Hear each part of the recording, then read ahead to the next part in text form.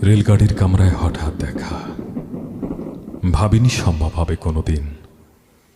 আগে ওকে বারবার দেখেছি লাল রঙের শাড়িতে, ডালিম ফুলের মতো রাঙা।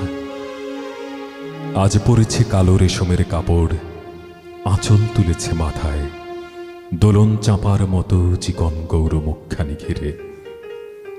মনে হলো কালো রঙের একটা গভীর দূরত্ব ঘনিয়ে নিয়েছে নিজের চারদিকে, যে দূরত্ব সর্ষে ক্ষেতের শেষ সীমানায় শালবনের নীলাঞ্জনে।